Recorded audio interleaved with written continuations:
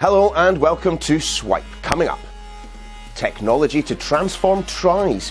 Could virtual reality help make our sports stars better? Turning 25, we say happy birthday to the World Wide Web. Aye aye, how advertisers could use Google Glass to transform how we see the world. Plus, we are battling Dracula and searching for the stick of truth in this week's Games Review. In the sporting world, clubs are always looking for the latest way to get ahead of each other, and increasingly they're turning to tech. Gameplay statistics and wearable monitors are already being used. Now, some experts believe virtual reality headsets could transform how our athletes train. But is it all just an expensive gimmick? Sky's Tom Platt reports. Many fans dream of the opportunity to train with the England rugby team, and with advances in tech, that dream is becoming a virtual reality.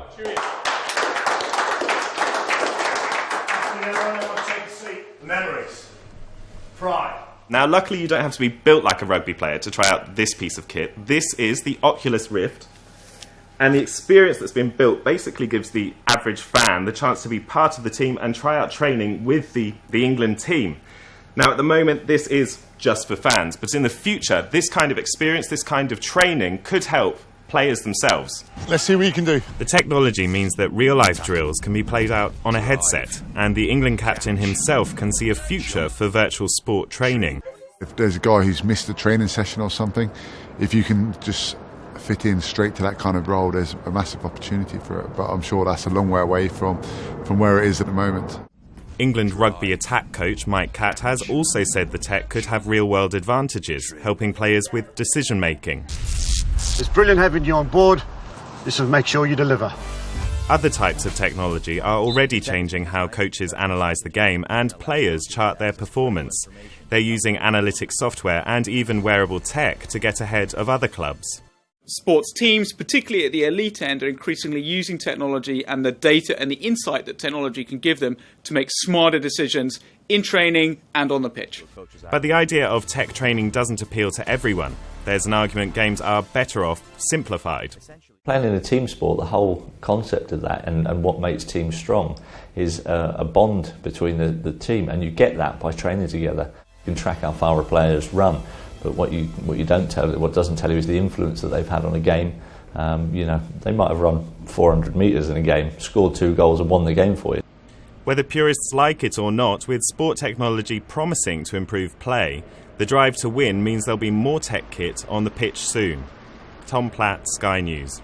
You're watching Swipe. Coming up, could Google Glass change how we interact with adverts? But first, we're celebrating a very special birthday on Swipe this week. Pass out the cake, hoist the bunting, take the sherry away from Granny. The World Wide Web is turning 25. It's certainly not too dramatic to say it's transformed how we live, from communication and education through to how we do business.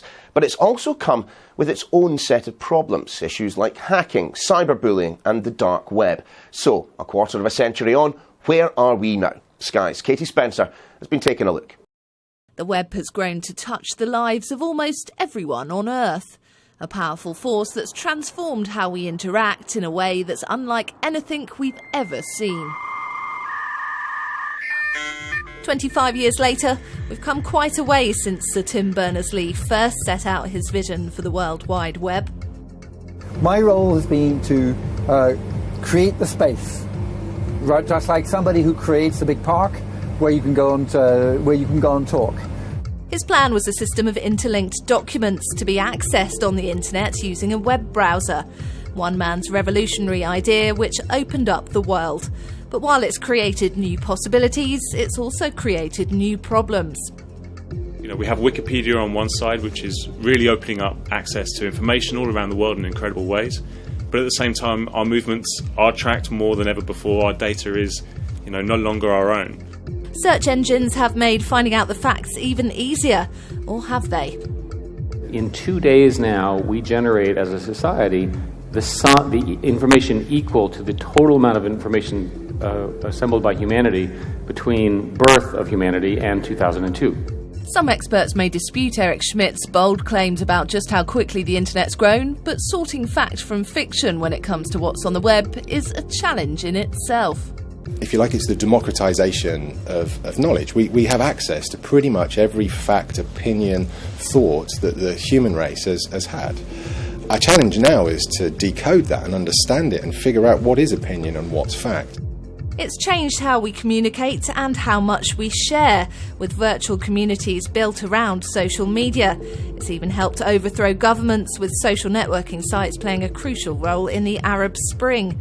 But when we reflect back on the last 25 years, are we in danger of romanticising the web? For all that's good, it's also brought a dark side, from cyberbullying to online fraud on a global level. Harvesting user data has also become big business. We shouldn't listen to the Tim Berners-Lees of this world. We shouldn't listen to the American entrepreneurs who see the internet as the ultimate way of getting market capitalism without any boundaries into the homes of everybody, whether they're in the United States or not. That is the great danger. It's likely even bigger challenges lie ahead for the web. With thousands of new domain names set to come online in the next year, that means the web's branches will spread even wider. Katie Spencer, Sky News. You're watching Swipe. Coming up, we are battling Dracula and searching for the stick of truth in this week's Games Review. But first, who really enjoys reading adverts? Well, how about if, just by looking at an ad, you could instantly have an extra bit of video magically pop up right in front of your eyes? Clearly, it's not going to be everyone's cup of tea, but British firm Blipper is one of the first companies to get its software onto Google Glass. We're slowly heading towards that Minority Report lifestyle, where you look at things and things come to life. Classic Google Glass menu, you look at it and you say, OK, Glass. And in this case, I'm going to say scan. And that very moment, it launches the Blipper Glass Scanner. And as you can see, it's now interacting the world it is looking at. In that classic sense, now I'm going to use this Oyster card, everybody knows that. You put it in front of the glass, and it should recognize it in real time. And you can see it gives us live status of all underground networks right now in London, whether it's good service or suspended. Another example would be this. Just visualize that this is a poster, you're going by a museum, and this is from natural history. And again, by just looking at the poster, you can see that the dinosaur comes to life. And this is completely a 3D environment, so I can turn it, go nearer to it, and check his jawbone, teeth out. And when I actually want to interact with it, I can tap on it, and it starts moving around and making the growling noises and all of it. And the last one is an ad for a brand called CoverGirl. And if I lift this up and put it in front of the glass, it immediately recognizes the image. See, if I move it, it moves with it. And if I want to tap it now, it'll take me into the video version of this very print ad. We have this philosophy in Blipper is we treat our software like liquid, and we believe all the different hardware devices are the containers. So phone is a smaller container, tablet is a larger container, and glass is that slimline flower vase. And Blipper should flow into from one container to another absolutely fluid. You're watching Swipe. Coming up, we're searching for South Park's Stick of Truth. But first, here's a roundup of anything you might have missed over the last few days. While tensions remain high in Ukraine, security experts say a cyber standoff is underway. There are claims Russia has been disrupting mobile communications, as well as using social media to put out propaganda. Cyber attacks were heavily used for Russia's 2008 conflict with Georgia. However, the Kremlin denies it has the capability to carry out warfare online. There are calls for the UK to follow America's lead and look into banning the use of e-cigarettes. LA has just voted in favour of restricting the battery-powered devices from being used in public spaces like bars and restaurants, following the lead of New York and Chicago. Politicians in the States have argued that vaping, inhaling vaporised liquid nicotine, is renormalising smoking. Could Facebook be about to invest in drones? The social media giant is reportedly in talks to buy manufacturer Titan Aerospace for around £35 million. Now, they make solar-powered drones capable of staying airborne for 5 years at a time.